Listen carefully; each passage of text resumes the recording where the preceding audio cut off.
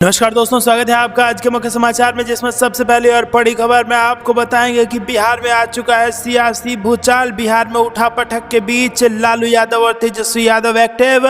नया समीकरण बनाएगी आरजेडी और कई नेताओं पर है नजर। नीतीश कुमार मार सकते हैं पलटी। दूसरी खबर में आपको बताएंगे कि नीतीश कुमार के पलटी मारने की खबरों के बीच तेजस्वी यादव का बड़ा बयान, बढ़ जाएगी भाजपा की मुश्किलें। खबर में आगे जिक्र होगा कि ईवीएम पर अब देशव्यापी आंदोलन की होगी शुरुआत।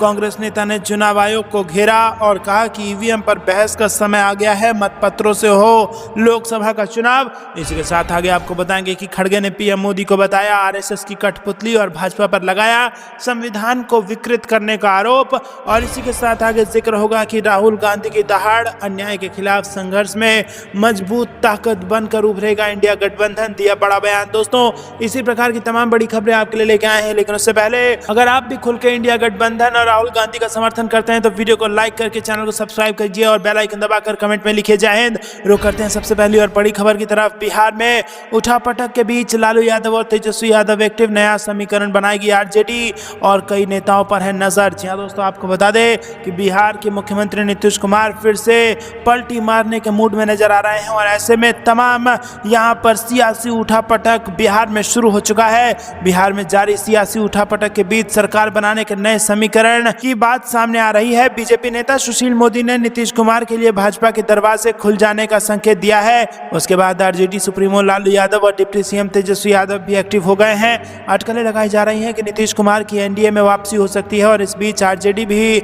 जोड़ तोड़ से अपनी पार्टी की सरकार बनाने की कवायद में जुटी हुई है। दोस्तों, आपको बता दें कि शुक्रवार दोपहर में तेजस्वी यादव लालू से मिलने राबड़ी आवास पहुंचे। दोनों नेताओं के बीच बहुत देर तक मंत्रणा हुई। सुशील मोदी का बयान आने के बाद खुलकर चर्चा होने लगी कि नीतीश कुमार को एनडीए में शामिल करने पर सहमति बन गई है। सूत्रों के हवाले से ये भी खबर चल रही है कि बीजेपी और जेडीयू की दोस्ती पक्की हो गई है और अगले 48 घंटे में नीतीश कुमार फिर से बिहार के मुख्यमंत्री पद की शपथ लेने वाले हैं। नई सरकार में पुराने फॉर्मूले पर भाजपा के 2 उप मुख्यमंत्री होंगे और आरजेडी कोटे के मंत्रालय भाजपा नेताओं को दिए जाएंगे। नीतीश कुमार का यह खेल बिगाड़ने के लिए लालू प्रसाद यादव समेत पूरा आरजेडी खेमा एक्टिव हो गया है। तो दोस्तों, आपको क्या कुछ लगता है कमेंट में जरूर बताइए। रुक करते हैं अगली ब्रेकिंग न्यूज की तरफ। वीडियो को लाइक करना मत भूलिएगा। दोस्तों, नीतीश कुमार के पलटी मारने की खबरों के बीच तेजस्वी यादव का बड़ा बयान, बढ़ जाएगी बीजेपी की मुश्किलें। जी हां दोस्तों, बिहार सियासी भूचाल के दौर से गुजर रहा है और ऐसा कहा जा रहा है कि कभी भी कुछ बड़ा हो सकता है। राज्य की सियासत बड़े बदलाव के मुहाने पर खड़ी है। ऐसे में अब सूबे के उप मुख्यमंत्री और आरजेडी के दूसरे नंबर के नेता तेजस्वी यादव ने बड़ी बात कह डाली है। तेजस्वी यादव ने कहा है कि हमारे लिए यदि कुछ सबसे बड़ा है तो वो देश का संविधान है। गणतंत्र दिवस के मौके पर आयोजित एक कार्यक्रम में शिरकत करने पहुंचे तेजस्वी यादव ने जनता को संबोधित करते हुए कहा कि आज ही के दिन देश का संविधान लागू हुआ था। मेरा मानना है कि इस देश में सबसे बड़ा कोई किताब है तो वो देश का संविधान का पुस्तक है। हम लोग आज के दिन मिलजुल कर एक साथ होकर काम करने का फैसला करते हैं।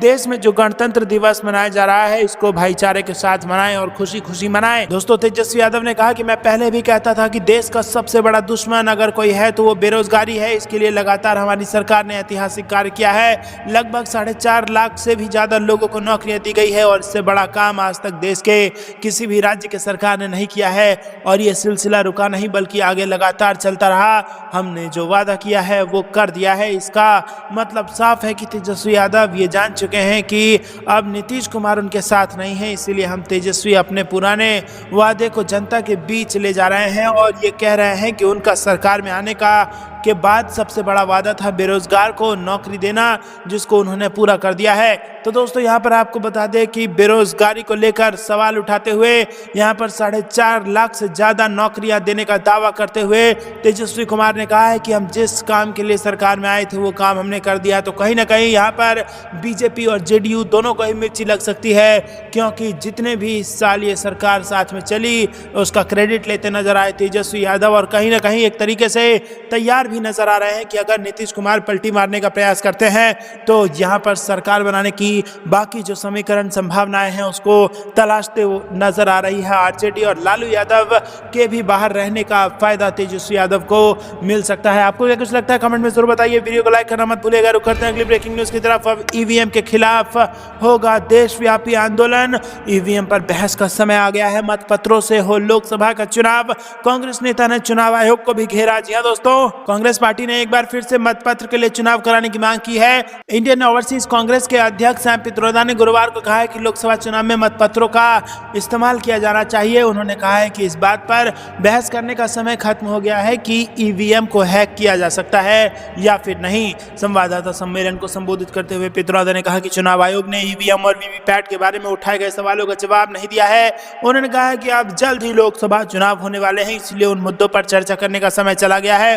उन्होंने कहा कि चुनावों को लेकर लोगों में विश्वास की भारी कमी है। सैम पित्रोदा ने कहा कि विश्वास की भारी कमी है, इससे कोई फर्क नहीं पड़ता है कि भारत का चुनाव आयोग क्या सोचता है। जो मायने रखता है वो ये है कि भारत के लोग क्या सोचते हैं। मेरे अनुसार आज एकमात्र विकल्प पेपर बैलेट ही बचा है। हालांकि पित्रोदा ने बाद में कहा कि वो कांग्रेस की ओर से नहीं बल्कि एक चिंतित नागरिक के तौर पर बोल रहे हैं। इसके अलावा कांग्रेस ने दावा किया कि चुनाव आयोग ने विपक्षी गठबंधन Indian national developmental inclusive alliance यानी कि इंडिया के घटक दलों के प्रतिनिधिमंडल से मिलने से इनकार कर दिया है। पार्टी ने कहा है कि निर्वाचन आयोग द्वारा मिलने से इनकार करना अन्याय है, जो लोकतंत्र की बुनियाद पर आघात करने वाला है। दोस्तों, चुनाव आयोग ने इंडिया गठबंधन के प्रतिनिधिमंडल से मिलने से मना कर दिया है और इसको अन्याय और लोकतंत्र की बुनियाद पर हमला बताया है। विपक्षी नेताओं ने पार्टी महासचिव जयराम रमेश ने तो ये भी कहा कि विपक्षी दल निर्वाचन आयोग के समक्ष वीवीपैट के विषय पर अपनी बात रखना चाहते हैं। उन्होंने एक्स पर पोस्ट किया कि भारत निर्वाचन आयोग द्वारा हर साल 25 जनवरी को राष्ट्रीय मतदाता दिवस के रूप में मनाया जाता है, लेकिन दुख की बात यह है कि ये स्वस्थ स्वतंत्र व्यवस्था इंडिया गठबंधन की पार्टियों के नेताओं के प्रतिनिधिमंडल से मिलने से इनकार कर रही है। ये दल केवल मतदाताओं द्वारा वोट डालने पर वीवीपैट के अधिक से अधिक उपयोग पर अपनी बात रखना चाहते हैं। तो दोस्तों, आपको बता दें कि सैम पित्रोदा ने कहा है कि चुनाव आयोग क्या सोचती है वो महत्वपूर्ण नहीं है, देश की जनता क्या सोचती है वो महत्वपूर्ण है और एकमात्र विकल्प बचा है कि बैलेट पेपर से लोकसभा का चुनाव कराया जाए। लेकिन इसी बीच चुनाव आयोग इंडिया गठबंधन के नेताओं से मिलने से इनकार कर चुकी है, जिसके बाद अब ये तनातनी बढ़ सकती है और राष्ट्र के स्तर का एक आंदोलन या फिर यूं कहिए कि विरोध ईवीएम के खिलाफ देखने को मिल सकता है। आपको क्या कुछ लगता है, क्या ईवीएम के खिलाफ राष्ट्रव्यापी आंदोलन होना चाहिए? कमेंट में अपनी राय बताइए। वीडियो को लाइक नहीं किया तो लाइक जरूर कीजिएगा। रुक करते हैं अगली ब्रेकिंग न्यूज की तरफ। खड़गे ने पीएम मोदी को बताया आरएसएस की कठपुतली, भाजपा पर लगाया संविधान को विकृत करने का आरोप। जी हां दोस्तों, कांग्रेस के राष्ट्रीय अध्यक्ष मल्लिकार्जुन खड़गे ने पीएम मोदी को राष्ट्रीय स्वयंसेवक संघ के हाथों की कठपुतली बताया है। इसके साथ ही उन्होंने संघ और भाजपा पर देश के संविधान को विकृत करने का आरोप भी लगाया है। खड़गे ने कांग्रेस कार्यकर्ताओं और पार्टी नेताओं से एकजुट होकर लोकसभा चुनाव में उतरने का आह्वान किया है। 75वें गणतंत्र दिवस के मौके पर लोगों को संबोधित करते हुए खड़गे ने कहा कि अगर इस देश में कोई संविधान नहीं होता तो हमारे लिए लोकतंत्र को बचाना संभव नहीं होता। हमारे स्वतंत्रता संग्राम के नेताओं और संविधान सभा के सदस्यों ने बहुत प्रयासों के बाद इस देश को संविधान दिया है। उन्होंने आरोप लगाते हुए कहा कि आरएसएस और भाजपा इस संविधान को विकृत करने और इसमें बदलाव करने की साजिश रच रहे हैं। भाजपा द्वारा हमारे स्वायत्त निकायों को एक एक करके नष्ट करने या कमजोर करने के लिए सभी प्रयास किए जा रहे हैं। खासकर जब मोदी आरएसएस के हाथों की कठपुतली की तरह व्यवहार कर रहे हैं तो हमारी न्यायपालिका या हमारी धर्मनिरपेक्षता को खामियाजा भुगतना पड़ रहा है। दोस्तों, यहाँ पर बेहद गंभीर आरोप लगाया गया है कांग्रेस द्वारा और उन्होंने कहा है कि प्रधानमंत्री मोदी जो है वो आरएसएस की कठपुतली के रूप में काम कर रहे हैं, जिससे हमें हमारी न्यायपालिका या हमारी धर्मनिरपेक्षता को खामियाजा भुगतना पड़ रहा है। दोस्तों, खड़गे ने कहा कि कांग्रेस पार्टी देश की आजादी की लड़ाई लड़ चुकी है, लेकिन भाजपा इस देश की रक्षक होने का दावा करती है। उन्होंने कहा कि भाजपा केवल देशभक्ति की बात करती है, लेकिन वो एक देशद्रोही है। इस मौके पर मुख्यमंत्री सिद्धारमैया, प्रदेश कांग्रेस कमेटी के अध्यक्ष और कर्नाटक के उप मुख्यमंत्री डीके शिव कुमार और पार्टी के अन्य वरिष्ठ नेता भी उपस्थित रहे। रुक करते हैं अगली ब्रेकिंग न्यूज की तरफ। राहुल गांधी के दहाड़ बोले अन्याय के खिलाफ संघर्ष में मजबूत ताकत बनकर उभरेगा इंडिया गठबंधन। जी हां दोस्तों, कांग्रेस नेता राहुल गांधी ने गुरुवार को कहा कि केंद्र की नरेंद्र मोदी नीत सरकार के कार्यकाल में अन्याय के खिलाफ संघर्ष में विपक्ष का इंडिया गठबंधन बड़ी मजबूती के साथ उभरेगा। राहुल गांधी की 14 जनवरी को मणिपुर से शुरू हुई भारत जोड़ो न्याय यात्रा 12वें दिन पश्चिम बंगाल के उत्तरी जिले बशीरहाट में प्रवेश कर गई।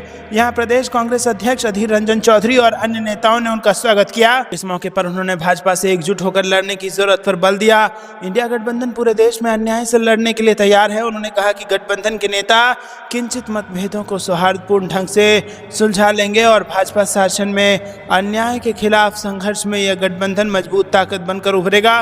पार्टी सूत्रों के मुताबिक राहुल गांधी यहां खगड़ा बाड़ी चौक में एक खुली सभा को संबोधित करेंगे और फिर मां भवानी मोड़ से अलीपुरद्वार जिले के फलाकाट तक लगभग 15 किलोमीटर तक मार्च करेंगे। तो करते हैं अगली ब्रेकिंग न्यूज की तरफ। श्री राम के आदर्शों पर काम करती है कांग्रेस, उप मुख्यमंत्री अग्निहोत्री बोले केंद्र सरकार शुरू से ही विकास विरोधी। जी हां दोस्तों, हिमाचल प्रदेश के उप मुख्यमंत्री मुकेश अग्निहोत्री ने भाजपा पर आरोप लगाए। उन्होंने कहा कि भाजपा शुरू से ही विकास विरोधी है। जब हिमाचल प्रदेश को पूर्ण राजत्व का दर्जा दिया जा रहा था तब भी भाजपा के लोग इसका विरोध कर रहे थे। आज प्रदेश में विकास किया जा रहा है तो भाजपा विकास कार्यों में रोड़ा अटकाने का काम कर रही है। रुक करते हैं अगली ब्रेकिंग न्यूज की तरफ। गणतंत्र दिवस कार्यक्रम में सुरक्षा में चूक, अचानक घुसाया शख्स सीएम के पास पहुंचने से पहले पकड़ा गया। जी हां दोस्तों, आपको बता दें कि 26 जनवरी 2024 को गणतंत्र दिवस के मौके पर देश भर के अलग अलग हिस्सों में कार्यक्रम का आयोजन किया गया। इस क्रम में कर्नाटक में गणतंत्र दिवस की परेड के दौरान सुरक्षा में चूक का मामला सामने आया है। आपको बता दें कि कर्नाटक में गणतंत्र दिवस की परेड के दौरान बेंगलुरु के परेड मैदान में एक शख्स जबरन घुसाया, जिसके बाद वो सूबे के मुख्यमंत्री सिद्धरमैया की ओर बढ़ने लगा। ये देखकर सुरक्षाकर्मी तुरंत हरकत में आ गए और आनन फानन पुलिस ने उसे हिरासत में ले लिया। फिलहाल पुलिस उससे पूछताछ कर रही है। रुक करते हैं अगली ब्रेकिंग न्यूज की तरफ। गणतंत्र दिवस पर अखिलेश यादव ने देशवासियों को लिखा पत्र, कहा अपना कारवां बड़ा बनाना होगा, देश को बचाना होगा। जी हाँ दोस्तों, आपको बता दें कि गणतंत्र दिवस के अवसर पर समाजवादी पार्टी के राष्ट्रीय अध्यक्ष अखिलेश यादव ने देश और प्रदेशवासियों के नाम एक पत्र लिखा है। उन्होंने कहा कि अपना कारवां बड़ा बनाना होगा, देश को बचाना होगा। उन्होंने कहा कि समाज में जो पिछड़े, दलित, अल्पसंख्यक, आदिवासी, आधी आबादी या अगड़ों में भी जो पिछड़े हैं या उपेक्षित हैं और जो गैर बराबरी के खिलाफ सच्चे मन से खड़े होकर भेदभाव मिटाना चाहते हैं, उन सबको एक साथ आना होगा और शोषण करने वाली शक्तियों से एकजुट होकर लड़ना होगा। अखिलेश यादव ने पत्र में लिखा कि आइए इस अवसर पर गणतंत्र को और अधिक शक्तिशाली बनाने का संकल्प लें। हमारे गणतंत्र का आधार हमारा संविधान है, जो आज निरंतर उपेक्षित किया जा रहा है। इसीलिए आज फिर से गणतंत्र दिवस पर हम ये संकल्प लें कि जिस संविधान ने इस महान गणतंत्र की स्थापना की है उसे हर हाल में नकारात्मक शक्तियों से बचाएंगे। उन्होंने आगे लिखा कि ऐतिहासिक महंगाई, रिकॉर्ड तोड़ बेरोजगारी, चतुर्दिक भ्रष्टाचार और उस पर देश के सौहार्द को मिटाने की साजिशें आज देश की एकता के ताने बाने को कमजोर कर रही है। नाउम्मीद गरीब, अपने को ठग महसूस करता हुआ किसान, मेहनत से सही दाम पाने के लिए त्रस्त मजदूर, हर जगह उपेक्षा व उत्पीड़न की शिकार नारी, काम पाने के लिए दर दर भटकता हताश युवा, जीएसटी की बद इंतजामी और लगातार घटते कारोबार से परेशान व्यापारी और दुकानदार, कीर्तिमान बनाती कमीशन खोरी व अधिकारियों की वसूली से आत्महत्या करने पर मजबूर ठेकेदार, छटनी की मार झेल रहे पेंशन के लिए जूझते नौकर पेशा लोग, सब निराश के एक ऐसे दौर से गुजर रहे हैं जहां हमें उम्मीद की नई राह बनानी है। तो दोस्तों, यहां पर अखिलेश यादव ने जबरदस्त बयान दिया है। रुक करते हैं अगली ब्रेकिंग न्यूज की तरफ। मनोज जरांगे ने दो टूक कहा, मुंबई के आजाद मैदान में होकर रहेगा विरोध प्रदर्शन, करेंगे अनिश्चितकालीन भूख हड़ताल। जी हाँ दोस्तों, आपको बता दें कि महाराष्ट्र में मराठा आरक्षण को लेकर सियासी तापमान में लगातार वृद्धि हो रही है और इसी बीच मराठा आरक्षण आंदोलन की अगुवाई कर रहे मनोज जरांगे पाटिल ने स्पष्ट कह दिया है कि वो किसी भी कीमत पर मराठा आरक्षण लेकर रहेंगे और इसके लिए मुंबई के आज़ाद मैदान में आयोजित विरोध प्रदर्शन होकर रहेगा। दोस्तों, समाचार वेबसाइट के अनुसार मनोज जरांगे पाटिल ने शुक्रवार को शिंदे सरकार के लिए दो टूक चेतावनी जारी करते हुए साफ कर दिया है कि वो किसी भी कीमत पर अनिश्चितकालीन भूख हड़ताल करेंगे। मनोज पाटिल ने अन्य पिछड़ा वर्ग श्रेणी के तहत मराठा समुदाय के लिए आरक्षण पाने के लिए लाखों लोग मुंबई पहुंच रहे हैं। रुक करते हैं अगली ब्रेकिंग न्यूज की तरफ। महाराणा प्रताप वार्ड में व्यापारियों के कार्यक्रम में शामिल हुए थे भाजपा पार्षद जीतू कटारे। भाजपा पार्षद ने फहराया उल्टा तिरंगा। जी हाँ दोस्तों, पूरे देश जब हर्षोल्लास के साथ गणतंत्र दिवस मना रहा है उस समय जबलपुर में भाजपा के एक नेता की बड़ी चूक सामने आई है। जबलपुर के भाजपा पार्षद ने उल्टा झंडा फहराया। हद तो तब हो गई जब गलती मानने की जगह भाजपा पार्षद जीतू कटारे ने अपनी गलती को सब्जी व्यापारी पर मढ़ दी। कांग्रेस ने भाजपा पार्षद की इस गलती पर कार्रवाई की मांग की है। मामला महाराणा प्रताप वार्ड के धनवंतरी चौक का है, जहां रानी अंबती बाई प्रतिमा के सामने भाजपा पार्षद ने उल्टा राष्ट्र ध्वज फहरा दिया। रुक करते हैं अगली ब्रेकिंग न्यूज की तरफ। 29 जनवरी को अररिया आएंगे राहुल गांधी। भारत जोड़ो यात्रा की तैयारियों का जायजा लेने पहुंचे प्रदेश अध्यक्ष। जी हाँ दोस्तों, आपको बता दें कि 29 जनवरी को भारत जोड़ो न्याय यात्रा के साथ राहुल गांधी अररिया पहुंचेंगे। भारत जोड़ो न्याय यात्रा की तैयारियों का जायजा लेने कांग्रेस पार्टी के प्रदेश अध्यक्ष डॉक्टर अखिलेश प्रसाद सिंह अररिया पहुंचे। कांग्रेस पार्टी के कार्यकर्ताओं ने अपने प्रदेश अध्यक्ष का स्वागत फूल बरसाकर किया। जिला मुख्यालय स्थित पार्टी के मुख्य कार्यालय गांधी आश्रम में आयोजित कार्यक्रम में जिले के सैकड़ों कार्यकर्ता मौजूद थे। कांग्रेस कार्यकर्ताओं को संबोधित करते हुए कांग्रेस प्रदेश अध्यक्ष अखिलेश प्रसाद सिंह ने कहा कि भारत जोड़ो न्याय यात्रा को लेकर राहुल गांधी का आगमन हो रहा है। इसके उपरांत पूर्णिया के रंगभूमि मैदान में एक विशाल जनसभा है और उस जनसभा में भारी संख्या में पहुंचकर इस विशाल रैली को सफल बनाएं। उन्होंने कहा कि कांग्रेस पार्टी देश में भाईचारा लाना चाहती है, इसलिए आप सभी एकजुट होकर इस रैली को सफल बनाएं। रुक करते हैं अगली ब्रेकिंग न्यूज की तरफ। ईवीएम वीवीपैट मशीनों से मतदान का विरोध, राष्ट्रपति के नाम सौंपा गया ज्ञापन। जी हाँ दोस्तों, लोकसभा चुनाव की सरगर्मियां शुरू होते ही ईवीएम और वीवीपैट मशीनों से मतदान कराने का विरोध शुरू हो गया है और ईवीएम हटाओ संयुक्त मोर्चा के नेतृत्व में कलेक्ट्रेट में प्रदर्शन हुआ। राष्ट्रपति के नाम संबोधित ज्ञापन एडीएम प्रोटोकॉल शहरी को सौंपा गया। रुक करते हैं अगली ब्रेकिंग न्यूज की तरफ। ईवीएम हैकिंग के डेमो पर पूर्व गृह मंत्री का बड़ा बयान, बोले भाजपा नहीं जिम्मेदार दें इसका जवाब। जी हाँ दोस्तों, मध्य प्रदेश के पूर्व सीएम दिग्विजय सिंह द्वारा कराए गए ईवीएम में हैकिंग के मुद्दे पर मध्य प्रदेश के ही पूर्व गृह मंत्री बाला बच्चन ने समर्थन किया है और इस संबंध में गुरुवार को बाला बच्चन ने मीडिया से चर्चा की है। उन्होंने कहा है कि भोपाल में अतुल पटेल ने ईवीएम हैकिंग का खुलासा किया है, जिस पर लगातार भाजपाई ही जवाब दिए जा रहे हैं। हालांकि इस मामले में जिम्मेदार को जवाब देना चाहिए। रुक करते हैं अगली ब्रेकिंग न्यूज की तरफ। ईवीएम वीवीपैट हटाओ लोकतंत्र बचाओ। बड़ी खबर प्रतापगढ़ से। जिले के अधिवक्ताओं ने अंबेडकर चौराहे पर जुलूस निकालकर चुनाव में ईवीएम वीवीपैट का विरोध करते हुए बैलेट पेपर से चुनाव कराने की मांग की है। अधिवक्ताओं ने ईवीएम मशीनों का प्रयोग तत्काल बंद करने की मांग की है। अधिवक्ता चौराहे पर एकत्र हुए और कचहरी होते हुए डीएम आवास पहुंचकर उन्होंने प्रदर्शन किया। रुक करते हैं अगली ब्रेकिंग न्यूज की तरफ। अखिलेश यादव के विजन से घबरा रही भाजपा, इन्हें तो श्री राम भी माफ नहीं करेंगे। सपा नेता ने खुलकर बोले तीखे शब्द। जी हाँ दोस्तों, सपा पिछड़ा वर्ग के प्रदेश अध्यक्ष राजपाल कश्यप ने जिला कार्यालय में हुई पत्रकार वार्ता में भाजपा पर जमकर हमला बोला और कहा कि भाजपा की सरकार प्रत्येक मोर्चा में विफल साबित हुई है। भगवान श्री राम की आड़ में छिपने का प्रयास कर रही है। भगवान राम सभी के आराध्य है, इनके झूठ के कारण वो इन्हें माफ नहीं करेंगे। तो दोस्तों, क्या आपको भी ऐसा लगता है कि भगवान राम के पीछे छिपने का प्रयास कर रही है भारतीय जनता पार्टी? कमेंट में बताइए, वीडियो को लाइक करके समर्थन दर्ज कराइए। रुक करते हैं अगली ब्रेकिंग न्यूज की तरफ। डोटासरा ने कसा तंज, बोले सीएम की जुबान फिसल रही है, कहीं कुर्सी न फिसल जाए। जी हाँ दोस्तों, राज्यपाल के अभिभाषण पर बहस की शुरुआत में भाजपा विधायक अनीता भदेल ने कांग्रेस पर रामराज से चिढ़ होने और उदयपुर के कन्हैया लाल व जयपुर के इमरान हत्याकांड में अलग अलग नीति अपनाने का आरोप लगाया। वहीं कांग्रेस की ओर से गोविंद सिंह डोटासरा ने सत्ता पक्ष पर तीखा हमला बोला। रुक करते हैं अगली ब्रेकिंग न्यूज की तरफ। बीजेपी को समझ लेना चाहिए, बिहार में सियासी हलचल के बीच जेडीयू नेता का बड़ा बयान। जी दोस्तों, बिहार में एक तरफ सियासी हलचल तेज है, दूसरी तरफ जेडीयू नेता राजीव रंजन ने बीजेपी पर हमला बोल दिया है और उन्होंने कहा है कि मुख्यमंत्री नीतीश कुमार ही अति पिछड़ा समाज के सर्वमान्य नेता हैं। राजीव रंजन ने यह भी कहा है कि भाजपा को यह समझ लेना चाहिए कि बिहार का अति पिछड़ा समाज उनकी हकीकत अच्छे से समझता है। जेडीयू के राष्ट्रीय प्रवक्ता राजीव रंजन ने अपने एक्स हैंडल के जरिए भाजपा पर चुटकी लेते हुए कहा कि जननायक कर्पूरी ठाकुर की 100वीं जयंती पर बिहार के अति पिछड़ा समाज में उमड़े जनसैलाब ने एक बार फिर से साबित कर दिया है कि मुख्यमंत्री नीतीश कुमार उनके एकमात्र सर्वमान्य हैं। रुक करते हैं अगली ब्रेकिंग न्यूज की तरफ। महाविकास अघाड़ी एकजुट और मजबूत है, संजय राउत बोले हर लोकसभा सीट एक इकाई के रूप में लड़ेंगे। जी दोस्तों, शिवसेना के नेता संजय राउत ने गुरुवार को कहा कि महाविकास अघाड़ी मजबूत और एकजुट है। महाराष्ट्र में ये एक इकाई के रूप में हर लोकसभा सीट पर चुनाव लड़ेगा। आगामी लोकसभा चुनावों के लिए रणनीति एवं सीट बंटवारे पर चर्चा के लिए गठबंधन की एक बैठक के बाद संवाददाताओं से बात करते हुए संजय राउत ने कहा कि सहयोगी दल राज्य में अधिक से अधिक सीट जीतने के लिए हर सीट पर एक इकाई के रूप में चुनाव लड़ेंगे। राज्यसभा सदस्य ने कहा कि वंचित बहुजन अघाड़ी के प्रकाश अंबेडकर 30 जनवरी को गठबंधन की अगली बैठक में हिस्सा लेंगे।